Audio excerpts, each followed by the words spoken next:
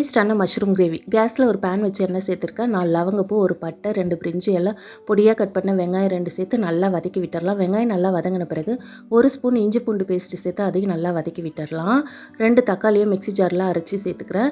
தக்காளியும் ஒன்றும் பாதியமாக தான் அரைச்சிருக்கேன். தக்காளி நல்லா வதங்கின பிறகு இது கூட தேவையான அளவு உப்பு சேர்த்துக்கிறேன். 1 சிட்டிகை மஞ்சள் பொடி, குழம்பு மிளகாத்தூள் காரத்துக்கு தகுந்த மாதிரி சேர்த்துட்டு 1 ஸ்பூன் கரம் மசாலா சேர்த்து மசாலாவோட பச்சை வாசனை போகிற அளவு வதக்கி விட்டுறலாம். ஒரு பாக்கெட் காளான் எடுத்துருக்கேன். அதை நல்லா க்ளீன் பண்ணி இந்த மாதிரி பெரிய பெரிய பீசஸாக கட் பண்ணியிருக்கேன். அதையும் சேர்த்துட்டு நல்லா கலந்து விட்டுறலாம்.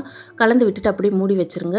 காளான் வதங்கும் போது தண்ணி பிரிஞ்சு வரும். அது வரைக்கும் வதக்கி விட்டுட்டு நல்லா வதங்கின பிறகு இது கூட கொஞ்சமாக தண்ணி சேர்த்துட்டு நல்லா கலந்து விட்டு உப்பு காரெல்லாம் சரி பார்த்துட்டு அப்படியே மூடி வச்சுருங்க.